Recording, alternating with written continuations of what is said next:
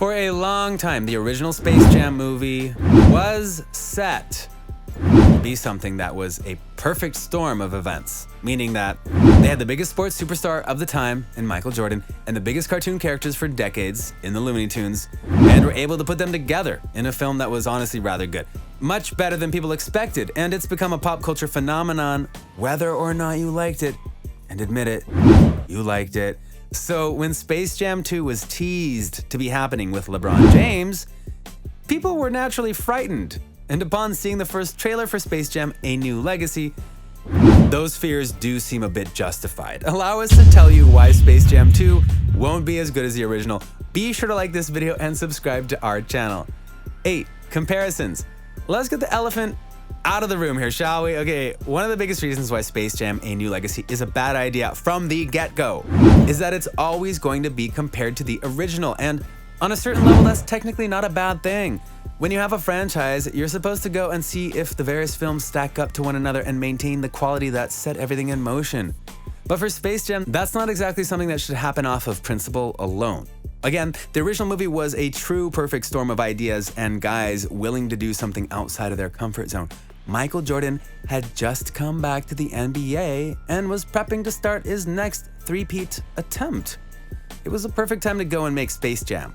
What's more, the Looney Tunes were still one of the biggest and best sets of cartoon characters around during the 90s due to their cartoons still being played on channels like Cartoon Network.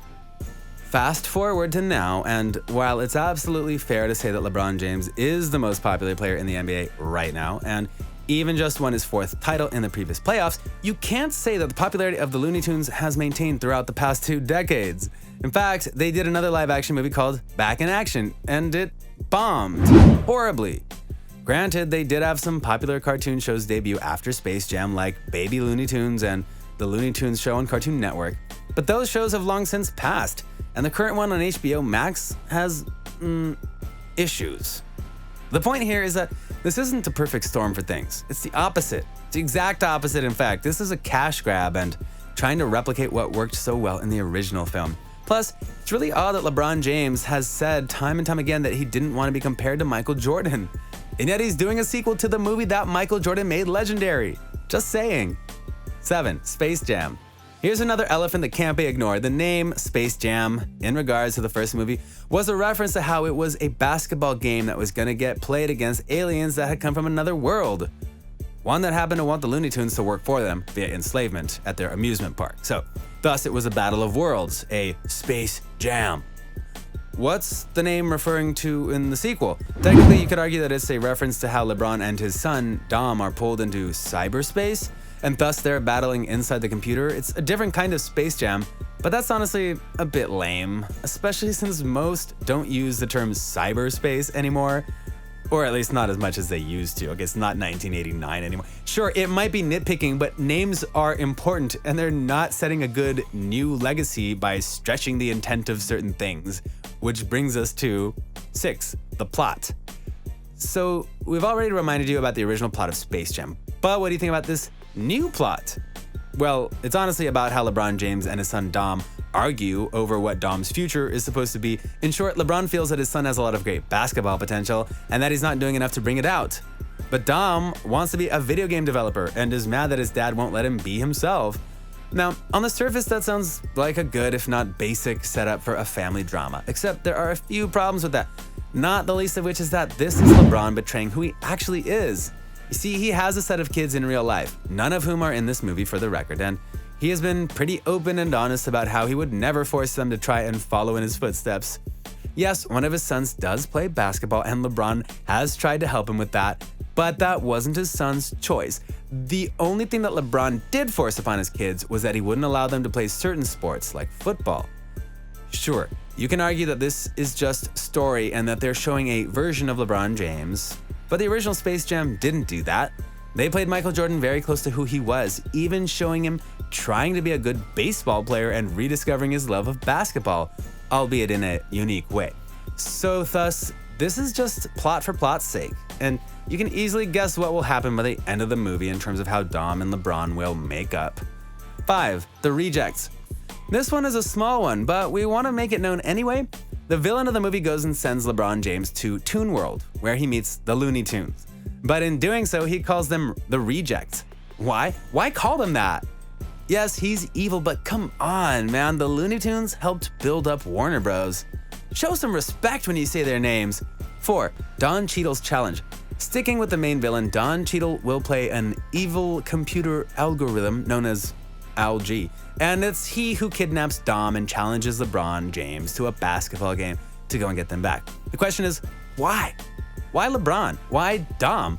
Why do the basketball game at all? Remember, in the original movie, the Looney Tunes have to trick the aliens into doing a basketball match because they're hopelessly outmatched otherwise. They even picked basketball because they didn't think the aliens could compete. But here, it's clear that Al-G knows who LeBron is, and yet challenges him to his game that he's a legend in. That's like asking Wayne Gretzky to fight you in a hockey match, or challenging Hank Aaron to a home run hitting contest during his prime. It's dumb. Could there be a specific reason for Al-G picking basketball? Sure, but it's likely going to be a case of, I want to beat you at your own game, and that's not very logical, especially for a computer algorithm program. 3. The Goon Squad versus the Monsters. Here's the other side of that coin, okay?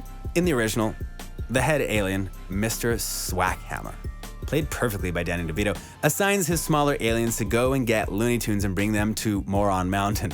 They steal the talent of the best NBA players in the world at the time, Charles Barkley, Patrick Ewing, etc., to make sure that they can crush the Looney Tunes. The little aliens honestly have their own storyline and even get revenge on Swackhammer at the end of the film. But Al-G decides that he just wants to use his own creation and makes monsters of his own via the Goon Squad, and we're not impressed. And the fact that they're introduced during the game and not built up like in the original makes us worried about how they're going to be portrayed. 2. All-Star Squadron. We appreciate all who got that comic book reference. Anyway, LeBron James feels in the trailer that to go and win the game, he needs to get an all-star team.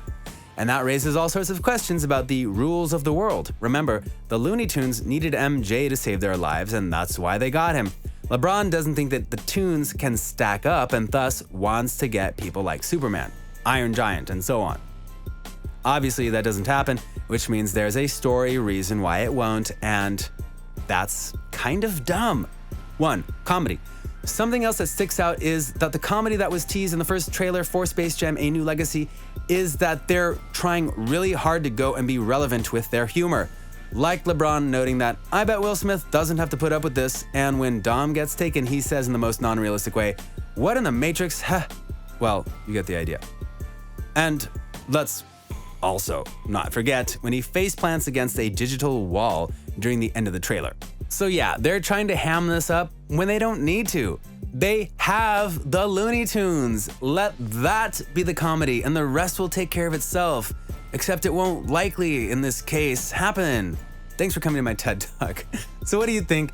What do you think of this look at Space Jam, A New Legacy, and how it won't go and stack up against the original and superior Space Jam film?